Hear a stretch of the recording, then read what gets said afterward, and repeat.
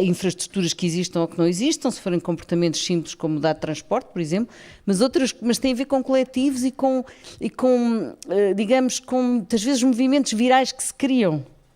São modelos de consumo, são gratificações compensatórias de quem já não, e portanto já fora da sociedade de consumo tradicional que nos impõem. E isso é muito curioso e está a ser estudado e era isso que eu queria dizer. Segunda questão, o Alqueva. O Alqueva é preciso ir à história, não é? Eu percebo que a história do Alentejo é uma história de abandono, de esquecimento, de despovoamento, de desertificação, não é? Da campanha do trigo, etc. E, portanto, é evidente que se compreende isto sociologicamente, eu compreendo tudo o que se está ali a passar.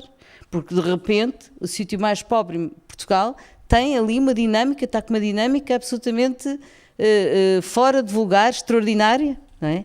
Não no sentido valorativo, mas extraordinária, do que em relação a uns tempos atrás. E isso é entusiasmante. Por isso é que eu estava a dizer que aquilo agora, neste momento, é um pouco um discurso único. É o discurso prometeico.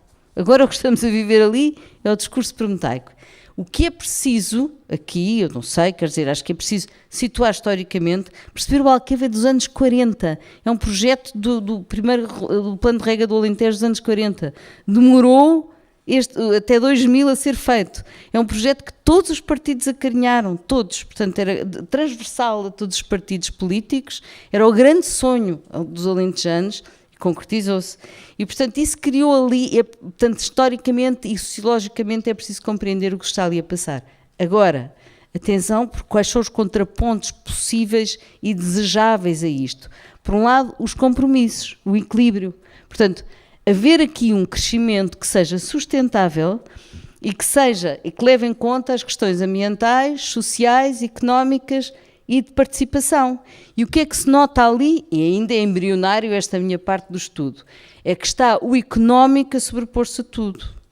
E do ponto de vista social, por exemplo, reparem o que é que pode acontecer, foi uma das coisas que se falava ontem, que era os agricultores mais pobres e mais iletrados estão a ser postos de parte. Porquê?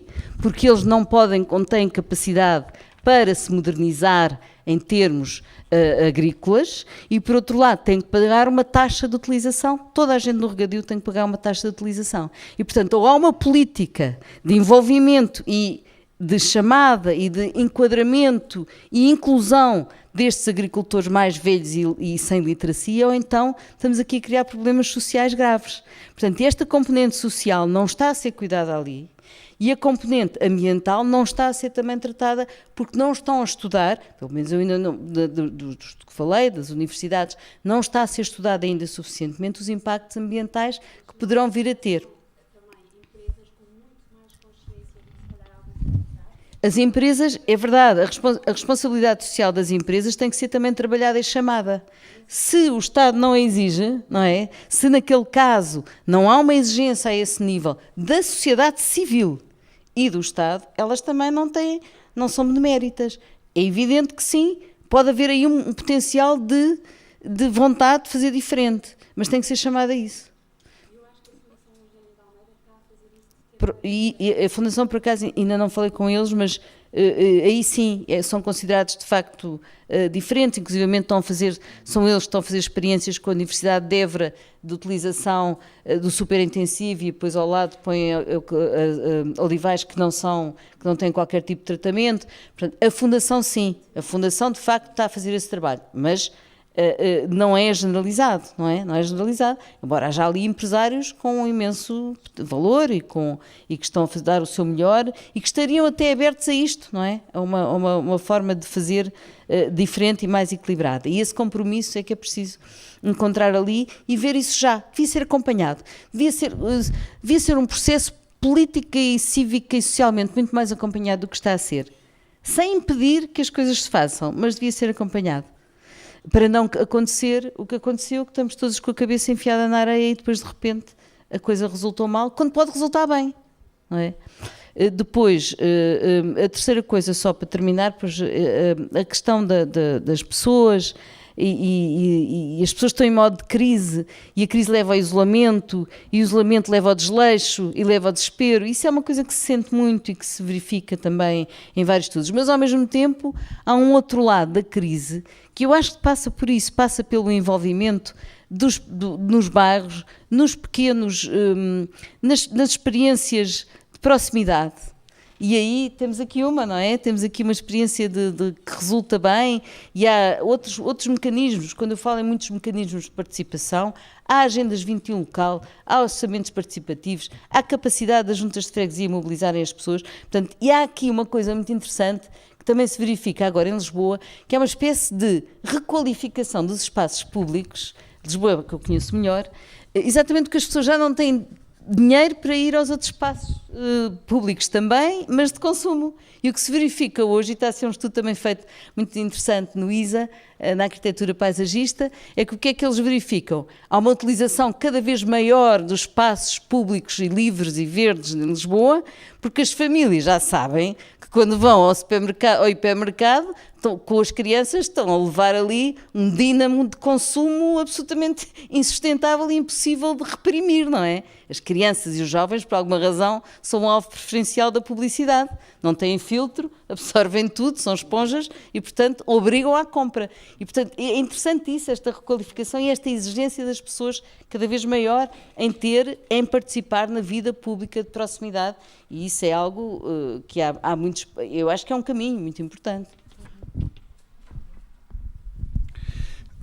Duas coisas muito rápidas, só uma sugestão de leitura para todos que estiverem interessados nisso, em relação àquela questão que referiu da patologia, no fundo a crise nos provocar a todos uma certa tendência para uma somatização. Eu julgo que há um texto que li muito recentemente e que foi uma descoberta. Não é todos os dias que nós lemos um livro que consideramos uma descoberta, eu queria partilhar convosco, que é de um autor de origem coreana, sul-coreana. Ele tem 3 nomes, mas só me recordo do primeiro e do último. É Chung Han, H-A-N. E que ele nasceu na Coreia do Sul, fez uma formação em metalurgia, é um rapaz de 59, não é? Portanto, e depois foi para a Alemanha aprender filosofia. E hoje é professor de filosofia na Alemanha e, de facto, é um tipo extraordinário. Já temos vários livros publicados em Portugal pelo Relógio d'Água. Aquele que eu aconselho vivamente chama-se A Sociedade do Cansaço. São 60 páginas deliciosas, onde, de facto, é impossível não ler aquilo e não se sentir interrogado. No fundo, uma análise muito fina, feita por um estrangeiro, percebe-se perfeitamente que ele sabe tudo sobre a cultura ocidental, mas que vem de outro planeta. Isso é o mais notável. É alguém que nos descobre com a curiosidade que só alguém que vem de fora é que pode ter. Mas dominando a tradição, os conceitos, sem cedências, e escreve de uma maneira muito interessante. Acho que pode ser uma experiência interessante e não sendo um livro, digamos, enfim, que tem a sua complexidade, mas penso que não afasta ninguém. Quer dizer, pode demorar um bocadinho mais de tempo, ler outra vez, mas não afasta ninguém. Bom, em relação à pergunta da cooperação compulsiva, poderia responder de várias maneiras, mas talvez ensaiar duas. Uma mais conceptual e outra mais exemplificativa. A conceptual é fundamentalmente esta. A política, no fundo, é uma tentativa de encontrar uma solução coletiva para problemas que surgem. E é muito interessante porque esta questão do coletivo não é uma questão fechada, é uma questão política também é ela, não é? Porquê? Porque o sujeito político também consegue ou não resolver problemas em função da sua massa crítica. Ou seja, há coisas que uma cidade-estado podia resolver, mas há coisas que só um império, usando a antiguidade, poderia resolver. Não é? Da mesma forma, na Europa, nós construímos a União Europeia porque pensávamos todos, não é? Que depois de tantas guerras civis, que algumas delas que até foram mundiais, os europeus tinham chegado à conclusão que, em conjunto, teriam capacidade de resolver melhor problemas que separadamente nos esmagariam a todos nós. Não é?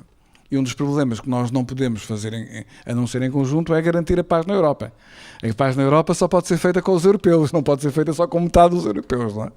Portanto, isso é um aspecto que me parece fundamental, ou seja, a cooperação compulsiva, que é um conceito que eu estou a usar numa economia, digamos assim, civilizacional, que é da crise ambiental global, todavia é um fenómeno que nós encontramos no passado, ou seja, na construção da nossa nacionalidade, no processo de unificação da Alemanha sob Bismarck, na construção do mercado comum, etc. Nós estamos a ver o quê?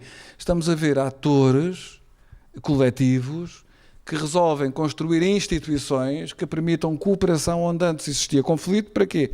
Para serem capazes de ultrapassar problemas que só coletivamente, só numa outra maneira, com outro jogo, digamos assim, não é? Com uma outra regra de jogar, podem ser resolvidos.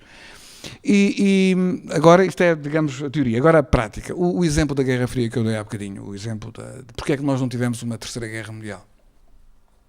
Nós não tivemos uma Terceira Guerra Mundial porque durante 40 anos de existência de potências atómicas com capacidade de overkill, ou seja, nós tínhamos nos arsenais nucleares da União Soviética, dos Estados Unidos, uma capacidade destrutiva de 25 mil megatoneladas, que significava qualquer coisa como 5 vezes destruir tudo aquilo que faz funcionar o planeta. Não é? Tínhamos capacidade para destruir um planeta 5 vezes maior do que a Terra.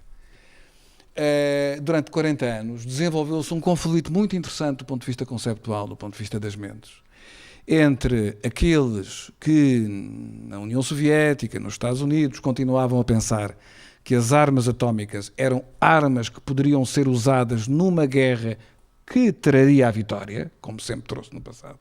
A guerra é uma coisa difícil, mas se há uma vitória, depois isso justifica, não é? Justifica a guerra. E aqueles que de um lado e do outro começaram a surgir e dizer, não, estas armas criam uma outra questão, estas armas ultrapassam, estão para lá do limite daquilo que nós durante milhares de anos pensávamos que seria a guerra. E aí é que surgiu nos anos 60, nos Estados Unidos, uma doutrina que é a doutrina da destruição mútua assegurada. Ou seja, se as armas nucleares fossem usadas, elas não trariam 2 vitoriosos, trariam uma multidão de vencidos, todos seriam vencidos. Mas isto não imaginam a dificuldade que foi estabelecer um certo consenso nas academias, nos centros de decisão. Por exemplo, os chineses nunca fizeram parte deste consenso. O Mao Tse-tung achava que as armas nucleares eram ótimas e como os chineses eram muitos, eles seriam certamente sempre mais depois da guerra ter terminado. E é muito curioso porque vemos depois os equipamentos e as doutrinas vão se adaptando à possibilidade, se não podemos fazer uma guerra total, fazemos uma guerra nuclear mais pequenina. E era isso, eu escrevi um livro sobre uma guerra pequenina na Europa, que era o cenário que estava a ser tratado, que era fazer uma guerra que era só na Alemanha, na Polónia, na República Checa, era só uma coisinha ali, não é? Só matava 30 ou 40 milhões de europeus, não era uma coisa muito grave. E portanto, porquê é que não houve guerra? Não houve guerra, porquê? Porque Gorbachev, por um lado, e depois também devemos reconhecer que o Presidente Reagan e a Margaret Thatcher depois também por outro, concordaram num compromisso que é vamos resolver os nossos problemas sem a guerra. A guerra não é a solução. E começaram o desarmamento nuclear, intensificaram o desarmamento nuclear e o Gorbachev fez aquilo que nunca nenhuma potência tinha feito antes, que é reformar, tentar a reforma, em vez de atirar o seu peso bélico contra o inimigo, não é? Em vez de fugir em frente, toda a gente, os países e as pessoas fogem em frente nas crises, não é? Mas porque havia um consenso, um compromisso conceptual de que a guerra nuclear estava proibida, então preferiu-se um outro caminho. Isto foi um acontecimento histórico único, atenção, uma coisa muito rara. Ora bem, hoje a crise ambiental e as alterações climáticas parece que, na minha perspectiva, configuram perfeitamente uma outra situação semelhante de destruição mútua assegurada, desta vez não com armas nucleares, mas com o ambiente e com o clima. Ou seja, se nós continuarmos a usar a atmosfera e a usar os recursos naturais, a hidrosfera, enfim, tudo aquilo que nós consideramos a capacidade de carga, não é? Portanto, que tem a ver com a informação biológica, que tem a ver com a água, que tem a ver com a atmosfera, enfim, com tudo. Se continuarmos a usar como se isso não tivesse limites, como se isso pudesse ser, digamos, utilizado na perspectiva de um interesse nacional egoísta, o que nós vamos ter é uma situação de guerra. vamos para uma situação de guerra de todos contra todos, onde a doutrina da não utilização das armas nucleares será esquecida. Eu vou seguindo isto, apesar deste tema ter caído em desuso, e começo a ver, de um lado e do outro, o aparecimento de jovens doutrinadores que já não sabem nada disto, que a Guerra Fria para eles é uma coisa, é o Afonso Henriques, não é? Isto foi há 30 anos, com a aceleração, e começam já a pensar, bom, e tal, mas se calhar se nós puséssemos umas bombas ali e tal. Não? Ou seja, no fundo, nós temos muito rapidamente, penso eu, de encontrar uma estratégia de negociação climática e ambiental que seja capaz de fazer sentido, e aí, evidentemente, toda a informação científica rigorosa dá jeito, embora também percebemos que há muitas pessoas que têm uma enorme capacidade de não ligar, portanto, à informação científica. Temos muito rapidamente de criar um compromisso no sentido em que, independentemente das diferenças entre os Estados, nós temos um interesse comum, que é continuar vivos neste planeta. E o sistema multipolar que aí vem, que já está, não é? Com a China, com a Índia, com os Estados Unidos, provavelmente sem a Europa, para este caminho nós não vamos a parte nenhuma, terá de ter um compromisso muito sério na cooperação internacional em matéria energética, de combate às alterações climáticas, num sentido que é o sentido do compromisso obrigatório de cooperação, admitindo, evidentemente, alguma competição, mas uma competição subordinada, digamos assim, à cooperação, não é? Portanto, e não o contrário, como está a acontecer agora, não é? Enfim, que é uma situação absolutamente insustentável, não é? Em que os países utilizam a atmosfera como se a atmosfera fosse deles e como se pudéssemos enganar as leis da física. Não é? As leis da física têm uma característica fundamental, é que não são subornáveis, nem admitem exceções, não é? Portanto, e nós temos que aprender a viver com essas leis. Há mais uma questão ali? Eu penso que preciso de um bocadinho de sombra. Sombra, só se vieres para aqui. Não, vou um bocadinho ali para o pé do nosso amigo, que é um dos mais disciplinados membros desta Assembleia. Boa tarde.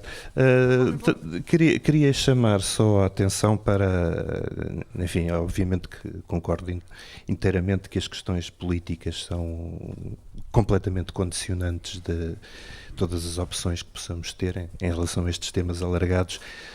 Num contexto de participação e de atuação como cidadãos, gostava só de chamar a atenção, por exemplo, para parece uma coisa muito setorial, mas tem implicações importantes, os planos de ordenamento da orla costeira, que tinham incidência e obrigavam particulares e entidades públicas, passaram a programas de ordenamento da orla costeira que apenas obrigam entidades públicas. Ou seja, depois as entidades públicas irão verter de uma forma mais consistente ou menos consistente todos os regulamentos e normas para os instrumentos nos PDMs. Enfim, uso a designação antiga com todas as pessoas poderão estar familiarizadas. Estes planos de ordenamento da orla costeira suponho que irão estar em discussão pública lá por volta de outubro, novembro, e que, portanto, eu chamava a atenção que, em termos de participação das pessoas, os documentos estão disponíveis na internet, a legislação está disponível na internet. Quem tiver problemas de insónia, é uma cura que não custa dinheiro, portanto, descarrega-se o fecheiro e, enfim, a cura é imediata. E, portanto, são questões extremamente importantes que se articulam num contexto de uma perspectiva política. Ouvimos aqui há uns anos a atual Ministra do Ambiente e da Agricultura, e, enfim, daquele mega ministério, a querer acabar com a Reserva Ecológica Nacional. Não sei se essa ideia ainda continua. Obviamente que a Reserva Ecológica Nacional, tal como está formulada, tem ainda muitas limitações para aquilo que seria necessário para merecer, de facto, essa designação da Reserva Ecológica, e convido as pessoas a darem só trabalho de olhar para o diploma legal e perceberem que as componentes ecológicas estão lá de uma forma indireta, não estão lá de uma forma explícita e direta.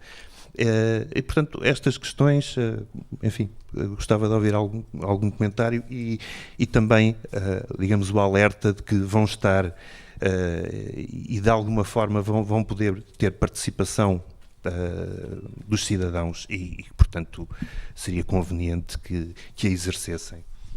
Achas que Aqui, Luísa. E depois vamos daqui a bocadinho vamos terminar. Vocês estão estamos todos com muito calor, com fome e com vontade de ir para o pé da natureza. Eu sou economista, que me reformei do BES pouco tempo antes da famosa queda. Portanto, tenho uma certa intuição. E só queria chamar a atenção, é assim um flash, para o trabalho de cooperação que foi feito, por exemplo, na Fundação Champalimau, entre cientistas, neurocientistas e artistas, clowns. Portanto, esta articulação entre a ciência e as artes, eu acho que também é muito interessante de explorar, com consequências sociais positivas. Hoje em dia estou muito mais interessada nas artes do que na economia e tenho descoberto coisas muito interessantes ao nível do desenvolvimento pessoal, da integração, enfim, de vários dos fatores que são importantes para um Portugal melhor. Queres falar? Não. Luísa, sobre os PDMs? É a última coisa, É. Então, como é para terminar, vou aproveitar para dizer mais 2 ou 3 coisas. Em relação aos POCs, aos planos de ordenamento da orla costeira, pois é uma regressão terem passado de planos para programas, não é? Porque fazem uma coisa gravíssima. Os planos de ordenamento da orla costeira na lei anterior eram planos especiais, tais como os planos das áreas protegidas, por exemplo, e sobrepunham-se aos PDMs. E agora não. Agora são eles que integram, são os PDMs, portanto subjugam-se aos PDMs, aos planos diretores municipais. E isto é uma falta de visão, mas é uma falta de visão intencional, não é por acaso que se deixa subjugar o interesse nacional, que são os planos especiais de áreas protegidas, de planos das orlas costeiras, ao plano local. E isto é grave e é algo que nós devemos estar com atenção e devemos lutar contra isto. E, além disso, há outra coisa também muito grave a acontecer em Portugal. Falamos muito em participação, mas se vocês virem, os prazos de participação pública têm sido reduzidos legalmente. Isto é gravíssimo também.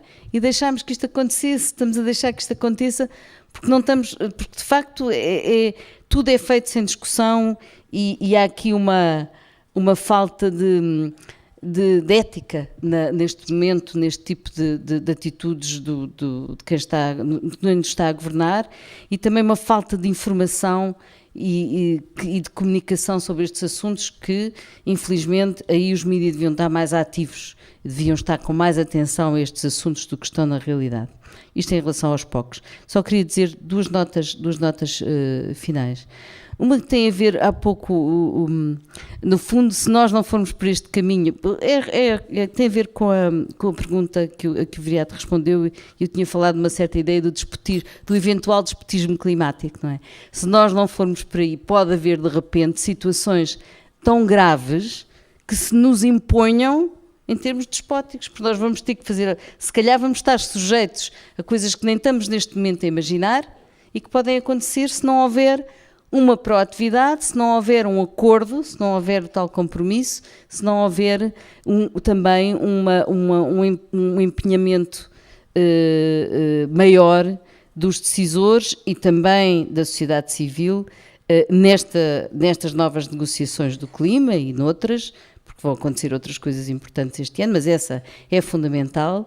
E eu gosto desta ideia agora, em vez de desenvolvimento sustentável, temos de falar em envolvimento sustentável.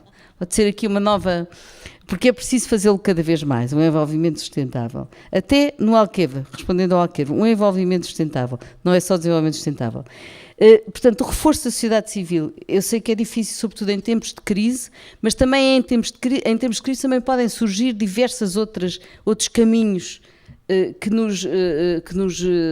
se nos abram, não é? E eu acho que há na sociedade portuguesa e há nas sociedades em geral um potencial de uma vontade de intervir muito maior, e vê-se isso nas redes sociais, não é? E vê-se isso. Recentemente organizei um evento sobre o clima, que era a ideia da consulta pública de clima e energia, 100 pessoas em 100 países ao mesmo tempo, foi liderado pelo governo francês, pelo Ministério do Ambiente francês, e foi espantoso, nós conseguimos desligar quase, não a 100 países, mas a muitos países ao mesmo tempo, para falar sobre o mesmo assunto.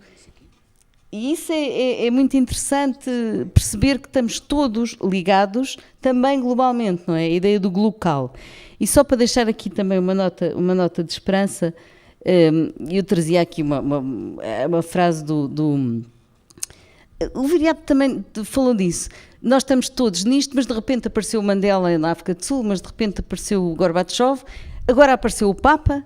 Portanto, há aqui uma coisa do eixo não quando, que é das histórias infantis, e que pode perfeitamente haver aqui um eixo não quando que nós temos que contar sempre com ele, que são as histórias infantis e que nos dão, estamos quase, está tudo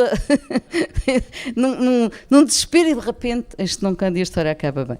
Portanto, há aqui esta esperança. E o Einstein dizia uma coisa que parece muito interessante. Todos sabem que algo é impossível de realizar até que apareça alguém que não o sabe e o inventa. E isto é realmente aqui deixar uma nota de esperança neste sítio tão bonito, e à espera, obviamente, da parte gastronómica, que também é muito importante. Muito obrigada. Então, acho que terminamos aqui. Queres falar? Sim, deixa-me só dizer, então, os sinais de fogo voltam só em setembro, não temos sinais de fogo em agosto, e antecipámos os de julho para hoje, para as pessoas irem de férias, irem para a praia. Vamos então com esta ideia do envolvimento sustentável e vamos pensar na sociedade do cansaço, porque isso é um tema muito, muito importante. Rui, queres fazer o aviso? Obrigado, boa tarde a todos e mais uma vez um obrigado por terem vindo. Agradecer ao painel, que fantástico ter vindo aqui até Safira, e à Ana também. Lembrar-vos que o dia continua para nós celebrarmos um bocado a paisagem rural, e isso é muito importante, como nós todos acreditamos, pelos vistos estamos aqui. Queria agradecer mais uma vez ao António Danado e à Junta de Freguesia, que nos ajudou imenso a montar este dispositivo. A dizer que agora no Freixo do Meio, que é no caminho para o Lavre, portanto no caminho de Montemor para o Lavre, chegando a Foz de Valfigueira, à esquerda no semáforo, sempre em frente, e vou chegar ao Freixo do Meio, há um almoço que é organizado pela equipa do Alfredo e que seguramente vai ser um momento fantástico, com muita sombra. Pedir-vos desculpa que este ensombramento não está como nós queríamos, mas foi muito difícil de arranjar meia cana alentejana, que era o ideal. Muito difícil de arranjar meia cana alentejana. Muito difícil. Para a próxima vez será melhor o ensombramento e haverá ventoinhas, teremos um gerador mais forte, não arriscámos hoje, mas cá estaremos. E vos pedi que deixem os vossos e-mails aqui, venham até aqui antes de ir embora, deixar os vossos e-mails para estarem atentos, porque nós vamos tentar que existam coisas em Safira. E portanto, depois a seguir, logo à tarde, a partir das 6 horas, normalmente no recinto do festival, 5h30, portanto, na herdade, portanto, onde vocês viram aqui no caminho, há uma seta para a herdade do Miguel Carreira da Joana, e portanto haverá imenso, haverá o Paulo Gaio Lima, que haverá música clássica, suítes de violoncelo de Bach, violoncelo solo no meio da paisagem, num sítio que nós chamamos a Arena, que é uma clareira de sobreiros com fartos de palha à volta. Teremos dança, performance, haverá os Black Mama vão tocar e haverá música para dançar. Claro que à noite já faz frio, portanto, se puderem traga uma mantinha, porque aqui no Alentejo é muito calor durante o dia e as noites são frescas. E muito obrigado a todos, foi fantástico ter-vos aqui e é bonito ver Safira vivo, pelo menos por um dia. Muito obrigado.